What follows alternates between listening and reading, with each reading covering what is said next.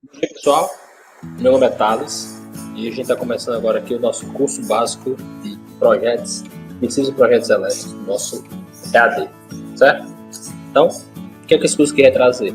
Ele vai ser um conjunto de várias aulas, cujo objetivo vai ser mostrar para vocês alguns conceitos básicos na hora de a gente fazer um projeto elétrico de uma instalação residencial em baixa tensão, certo? Então a gente vai começar falando sobre a norma, depois vai falar sobre alguns conceitos básicos, tipos de elementos usados na instalação, até lá na frente começar o projeto da residência em si. Então, essa nossa aula aqui é uma aula um pouco mais teórica, a gente vai ver os principais elementos, ok? Então, a gente vai começar analisando primeiro a norma que vai nos direcionar, vai nos guiar nesse nosso projeto, que é a 5410.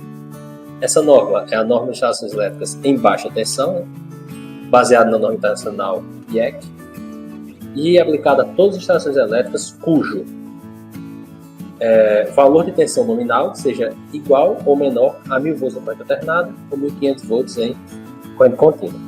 Como nossas instalações vão ser todas em 220 ou 380, então tudo que vai precisar para a nossa instalação de corrente elétrica residencial, a gente vai ver nessa norma. Só para lembrar, a gente vai estar trabalhando em baixa tensão, porém também existem os níveis de média, alta e extra baixa tensão.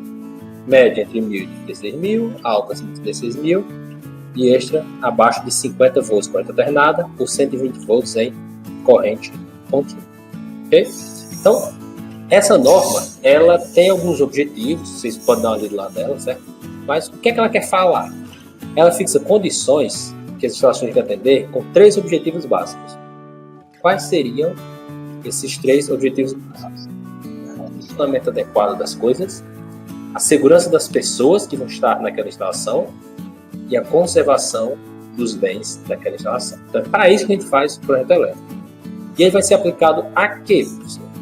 O projeto elétrico, ele é aplicado a tudo de eletricidade, englobando instalações novas e reformas em instalações pré-existentes, mesmo que essas instalações não tenham seguido a 5410 na sua concepção original. Mesmo assim, ela vai ser utilizada.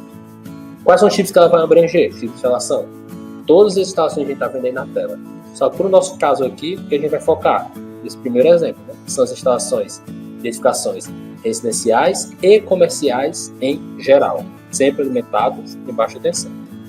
Porém, todos os elementos aí vão ser aplicados a ela. Onde é que ela não se aplica? A gente não pode usar essa norma para qualquer instalação elétrica, mesmo que esteja em baixa tensão.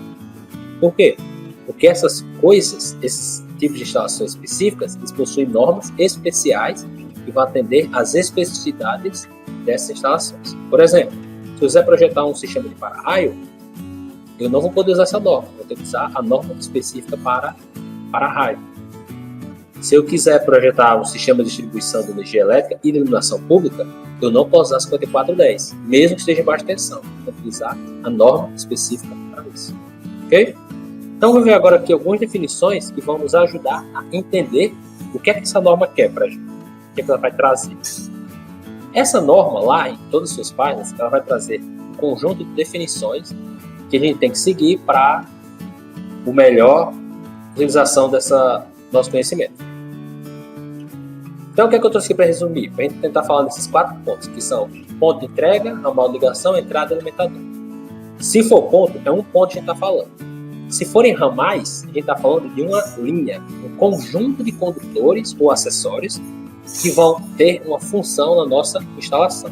Então, por exemplo, a gente olhando esse exemplo aí, a gente tem um padrão de entrada básico e vamos falar aqui nele sobre aqueles 4 elementos que a gente mostrou. Primeiro é o ponto de entrega, que é o ponto até o qual a concessionária se obriga a fornecer energia elétrica. Então, esse ponto aí é o ponto que vai entrar em contato com a redistribuição da concessionária e daí ela vai dar a energia para esse ponto que está ligado ao poste e desse ponto é que vai adentrar a energia no terreno do consumidor. Ele é um ponto. Só que esse ponto, para ser ligado à casa, ele passa por uma linha.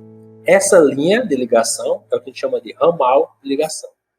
Ele também é instalado pela concessionária entre o ponto de derivação da rede secundária e o ponto de entrega. Então ele vai ter toda essa linha aí, ó, que vai estar passando do ponto de entrega até a parte de entrada. Depois desse ponto, a gente tem uma outra linha, que é o ramal de entrada, que é instalado pelo consumidor, desse ponto até o quadro de medição, que fica do lado de fora da residência, onde vai estar o medidor, que é responsável por saber calcular a energia que aquela pessoa está consumindo. E do medidor para frente, a gente vai ter um outro conjunto de condutores, só que agora instalados pelo consumidor, que é o nosso ramal de alimentação, ou ramal alimentador. Então, o que esse ramal alimentador é? Ele interliga o quadro de medidor, ou quadro de medição, da minha instalação, do lado de fora da residência, até o quadro de distribuição, que é dentro da residência. Então, esse quadro de distribuição, a partir dele, vão derivar todos os circuitos terminais, vão ser os circuitos que a gente vai utilizar para alimentar as nossas cargas da nossa residência. Que cargas são essas? São os componentes que vão ter na instalação elétrica, que a gente sempre vai chamar de pontos elétricos. Então, o que é esse ponto elétrico? É tudo que vai consumir energia. Tudo. Lâmpada, tomada, interruptor, tudo isso aí vão ser um ponto elétrico. No nosso projeto, a gente vai determinar a quantidade desses pontos elétricos. Então, quantas lâmpadas tem que ter, quantos interruptores, quantas tomadas e por aí vai. Esses pontos elétricos, ele pode ser ponto útil ou de comando. Se ele for útil, ele é um ponto onde a energia é utilizada. Então, o dispositivo de corrente vai ser realmente utilizado, onde ela vai produzir efeito ativo. Certo? Onde a gente vai utilizar energia? Geralmente através de lâmpadas ou tomadas. Aí estão os tipos de tomadas. Então, tudo que a gente vai utilizar, a gente vai estar utilizando ligado a uma tomada. Essas tomadas a gente consegue determinar a quantidade delas através da norma. O tipo de tomada que a gente instala é esse primeiro que está sendo mostrado aqui. Certo? É a tomada mais simples, a mais segura, que atende os melhores padrões de segurança, que sempre é composta por 3 terminais. Os terminais que vão ser ligados os fios fase, terra e neutro. Aí a gente tem o diagrama funcional daquela tomada. Então a gente tem a parte dianteira e a parte traseira da tomada, que vai ser composta por esses 3 terminais. Esses 3 terminais são interligados através de parafusos, onde um representa o parafuso que vai receber o fio fase, 3 o parafuso recebe o fio neutro e 2 parafusos recebem o fio terra. Então, independente de qual seja a tomada, ela sempre vai ser ligada nessa ordem que está sendo mostrada aí. Ela pode ser para 10 ou 20 amperes, dependendo da carga ligada dela. Outro tipo de tomada que a gente tem. Essa tomada já vem acoplada ao interruptor. Nesse caso, o interruptor duplo, ligado à tomada. Quando a gente olha a parte de trás dele, o interruptor, ao contrário da tomada, que possui 3 terminais, o interruptor ele é ligado somente por 2 terminais. Por quê? O interruptor, ao contrário da tomada, ele só possui o fio fase, e a saída desse fio que vai sair dele vai ser o fio retorno, que a gente vai ver mais lá na frente como é que faz essa interligação. Mas só você lembrarem disso.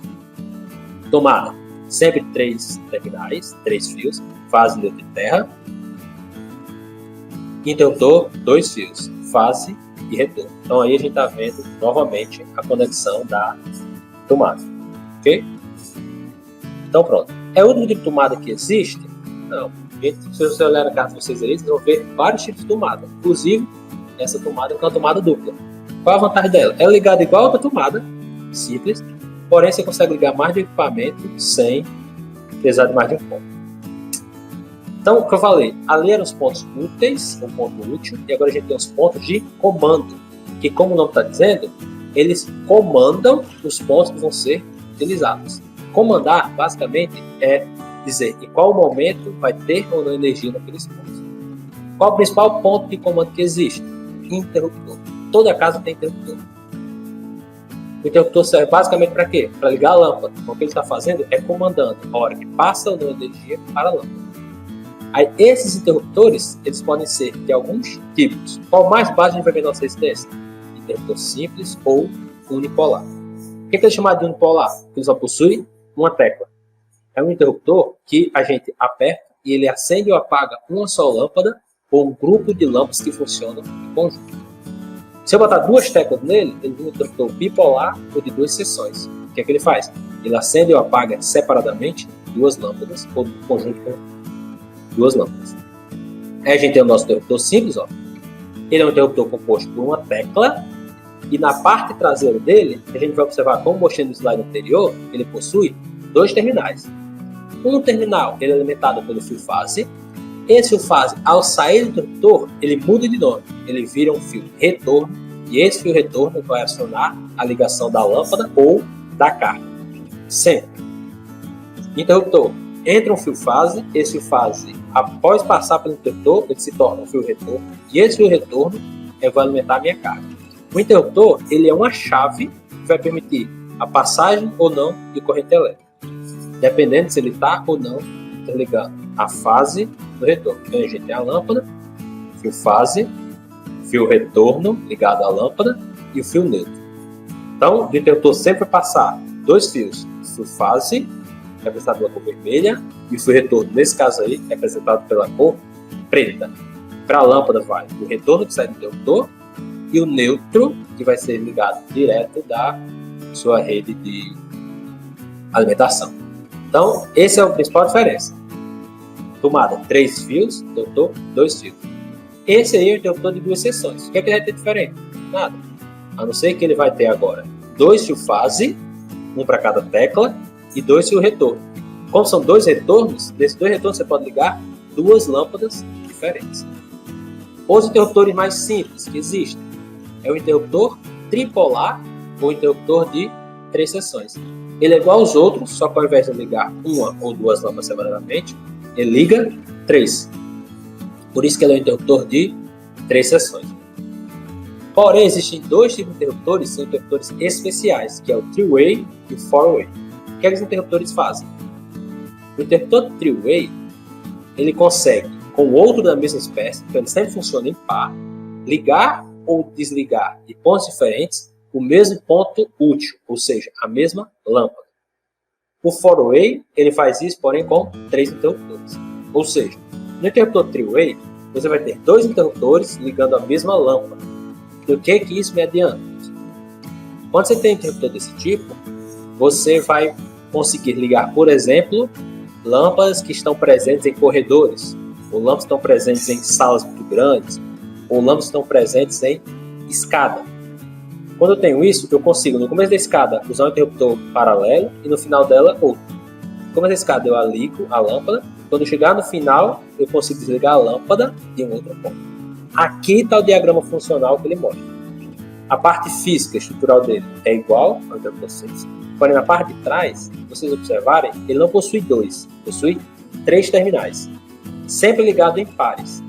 Em um interruptor, você vai ter um fio fase, sendo derivado dele 2 retornos, ou seja, 2 caminhos para a energia passar.